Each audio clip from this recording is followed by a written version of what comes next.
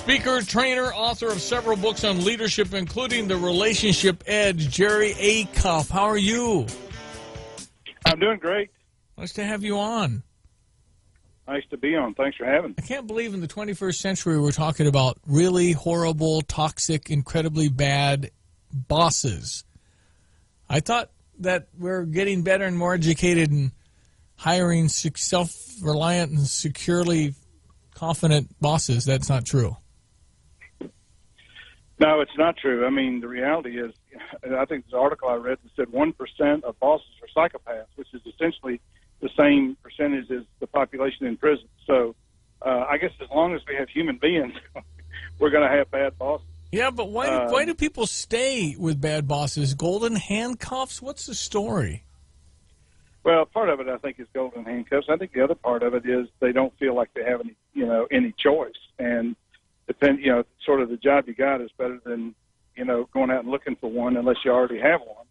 And so, people stay where they feel like they can feed their family, and if that means they got to work for somebody. I think the other thing that, most of us think that if we're working for a jerk that it's not, that time period has a shelf life. So sooner or later, I'm going to get a boss that actually is really, really good. I think the question really is, how do I make sure I don't go to work for a bad boss? Well, but sometimes people are put in position after you've been there 20 years, and then you really are. So you've got the buildup of the vacation, the health, the money. You're at a level. It's not that easy to replace, and then you wake up miserable, and that's just a shame. No, it is. And, I mean, the first three bosses I had, I tell people I won the boss lottery because the first 14 years of my career in the pharmaceutical business, I had the best bosses in the world. My fourth boss was terrible. And, so what did I do? Well, the first thing I did was I confronted him. And I said, I don't have the kind of relationship that I want to have. And frankly, if you continue to treat me this way, I'm going to leave the company. Now, you can do that if you are a performer. Yeah, and so the number one thing is that, if you are a performer, you have leverage with a bad boss. If you're not a performer, you have no leverage with anybody. Yeah, right. No, and so exactly right. I tell people, be a performer, and then you can confront your boss in a nice way. I told him, I said, he sent me a nasty message, and I said, if you ever send me that message again, I will quit, and I don't have any trouble finding a job. I don't have any trouble going someplace else, but I'm not going to work for somebody who doesn't treat me decently. Now, what happens is 3 years later, he's working for me. Huh. And so the first person that he wants to meet when he becomes, in my organization now he's 2 levels below me, is he calls my secretary and said he wants to meet with him, and he walks into my office and he says, hey, I'm in trouble, aren't I? I said, no, you're not in trouble, John. You're an idiot. And the truth is that if you don't learn to be nice to people, then you're not going to make it. But if you start being nice, you can stay here as long as I'm here because you're really good at your job. What about John? Did he make it? Did he make it? He did make it, and I talked to him about a year ago.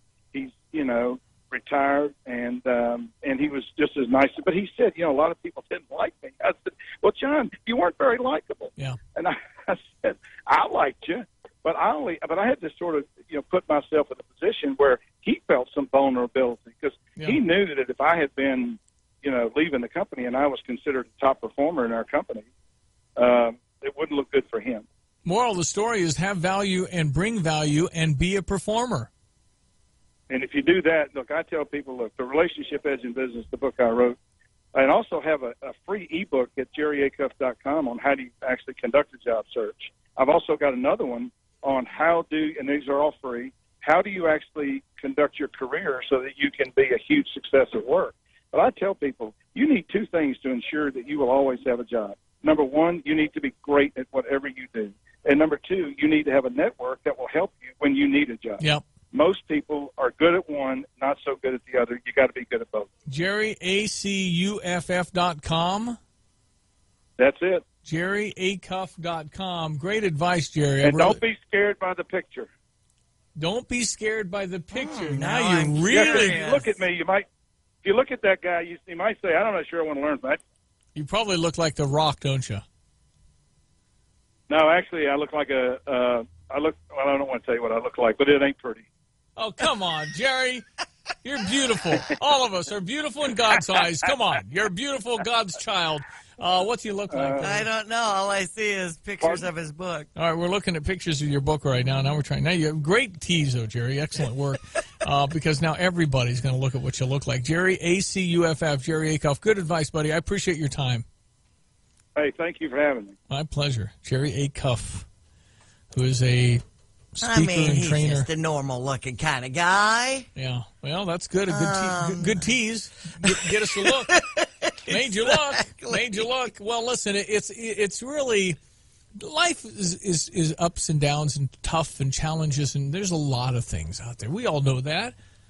But boy, if you can find some place that is a good place to be. I mean, my first radio boss was a screamer, and used to call me in the middle of when I was working. Yes, the hotline. Screamed at me. I got hotline calls, too. What's the value in that? I don't know. It doesn't make your performance any better on the radio, especially after that. Just want to quit. Yeah, and you're just so nervous. But why would you do that when if somebody's doing a play and they don't do a scene well and you scream in their face during the play, will that make them better or worse? Right. So anyway, we've all had them. Exactly. So what you do is you figure out how to make yourself an incredible, valuable asset. And if you mean something to a company and you are, as he said, a performer, then you do have leverage because you can get work any day you want it. Yeah. But there's that fear of, I probably can't do it. There's that. Oh, yeah. And that's talking to your both ears because it's coming from your own brain. And then somebody else might say, well, you're kind of older, probably can't get that. So that's all hogwash. Right. You are what you think you are. And so to be mired in something that you cannot stand is a tragedy. And there are options. You just have to figure it out because you've got an entire array of options. You just don't realize it. It's so hard to see when you're in it. I know I was fired from a station in Louisiana when we were bought by new owners, and I was the first of 5 DJs to go. I was supposed to do the weather after the commercial stop set. It was, can you step into my office? And it was in the middle of my shift. Why didn't you wait? I don't know. Wait till you're done. And I said, you're firing the cash cow? I am so sorry. This is so inappropriate. And my reaction to everything was, probably not right, but whatever. Well but first again, of all, in God's plan, because I had some great things come up. Unless, it's a really drastic. I don't think anybody should be surprised at something happening unless it's we got to cut now. We're not going to have enough cash to survive. Those kinds of things, those happen. But if it's just tired of her, let her go. You got to give them some saying, guys, this isn't working very well, and here's why. Right. 1, 2, 3, 4, 5, 6. Here's what you have a chance to change to make it. That's right. You ought to have that. I mean, and I only knew these guys 2 weeks because they just bought the station. Yeah, well, listen, it's just when new ownership comes in, and certainly there's changes. Right. There always are, and no matter what they say, you don't believe me. I just arm sweep my whole desk and put it in a box, and then I yanked my picture out of the lobby and said, I'm out. Right. Wow. It was wild. That's bad, though. It's is. a bad experience. It hurt